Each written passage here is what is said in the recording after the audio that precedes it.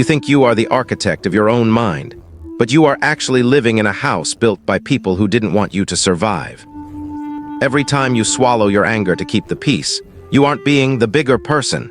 You are burying a corpse in your own basement. If you keep digging those graves, eventually, the floorboards will give way. You aren't healing by forgetting. You are just waiting for the moment your own mind decides it no longer recognizes you. Do you actually know where your personality ends and your trauma begins, or are you just a collection of echoes?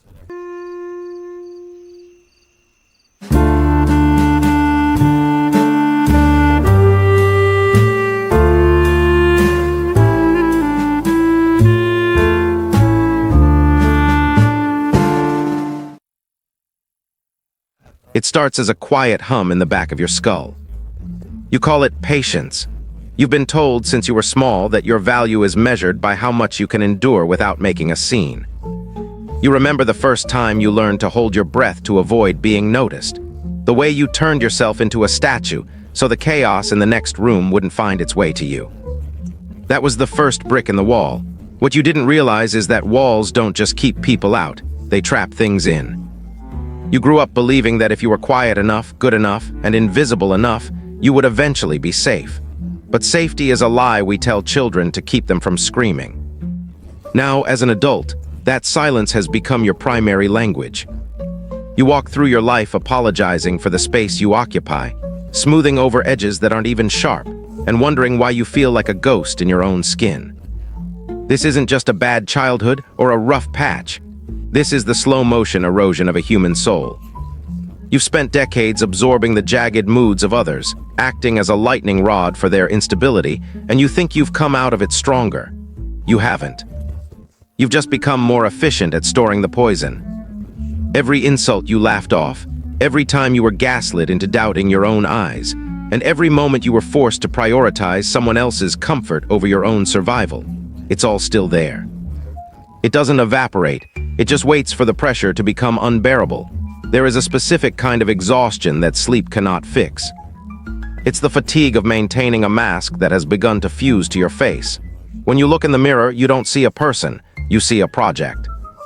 You see a set of functions, the worker, the partner, the friend, the stable one. But behind the eyes, the internal landscape is starting to fracture. The descent into what people call crazy isn't a sudden fall off a cliff. It is a series of small, logical steps into the dark. It begins when the things that used to make sense start to feel like foreign rituals. You watch people laugh at a dinner party, and you find yourself wondering what it feels like to actually inhabit a moment without scanning for exits. You realize that you are always performing. You are a method actor who has forgotten there was ever a script. As the tension builds, your mind begins to play tricks on you to protect you. This is the irony of your psyche. It breaks you to save you. You start to feel detached, as if you are watching your life through a foggy window. This is dissociation, the brain's way of saying, this is too much to feel, so we won't feel anything at all. But the feelings don't disappear, they just lose their names. They become a heavy, nameless dread that sits on your chest in the middle of the afternoon. You find yourself triggered by things that should be trivial.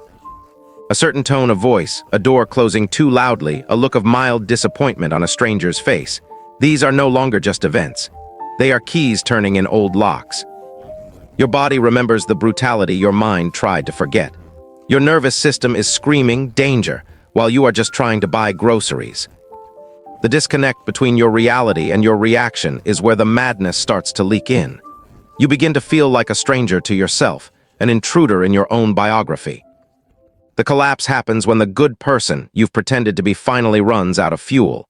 For years, you've used your empathy as a shield, but now it's become a cage. You realize that the people you were trying to please don't actually see you. They only see the service you provide. And the moment you stop providing it, the moment you show a single crack in the porcelain, they will call you difficult. They will call you unstable. This is the point of no return. The internal dam, which has been holding back years of repressed resentment and grief, begins to groan. You start to see the patterns clearly for the first time, and the clarity is more terrifying than the confusion was. You see how you were groomed to be a martyr. You see how your resilience was actually just a high tolerance for abuse. When the collapse sets in, the world loses its color. You might find yourself staring at a wall for hours, not because you are lazy, but because your brain has run out of ways to process the sheer volume of pain you've been ignoring. The things you used to love feel like burdens. The people you care about feel like threats. You are in a state of hypervigilance so intense that your own heartbeat sounds like an intruder. In this stage, you aren't just sad. You are losing the ability to distinguish between the past and the present. A memory isn't just a thought, it's a physical sensation. You feel the sting of words spoken 20 years ago, as if they were whispered in your ear this morning. The crazy person isn't someone who has lost their mind. They are someone who has found too much of it at once. They are someone who is finally seeing the horror of their history without the filter of denial. You cannot unsee the truth once it has been revealed. You are standing in the wreckage of the person you thought you were, and there is no going back to normal. Normal was the problem. Normal was the slow poison that led you here. The realization is heavy. You were never broken, you were just bent into a shape that was never meant to hold a human being. The craziness you feel is actually the sound of your spirit trying to straighten itself out. It is a violent, ugly, and terrifying process. It involves shedding the skin of the person everyone else wanted you to be, and for a while you will be raw. You will be sensitive to everything. You will feel like you are losing your grip on reality, but in truth, you are finally gripping it for the first time. You realize that the brutality of your past wasn't something that happened to you. It became the foundation of how you perceive existence. You see that your sanity was a deal you made with your captors, and by breaking that deal, you've become an outlaw in your own life. People will look at you and see someone who has gone off the deep end, because they cannot see the fire you are walking through. They cannot understand that your internal collapse is actually a demolition of a condemned building. The door is open now. You are standing on the threshold between the person you had to be to survive and the person you might become if you stop running. It isn't a happy ending. It's a beginning, and beginnings are often indistinguishable from endings. You are left with the crushing weight of your own autonomy. You are no longer a victim of your past, but you are now a prisoner of the truth. The question is no longer, how do I fix this? But who am I when I'm not being used? You look back at the trail of wreckage behind you, the relationships ended, the bridges burned. The versions of yourself discarded, and you realize that the person who goes crazy is often just the person who finally refused to lie to themselves anymore.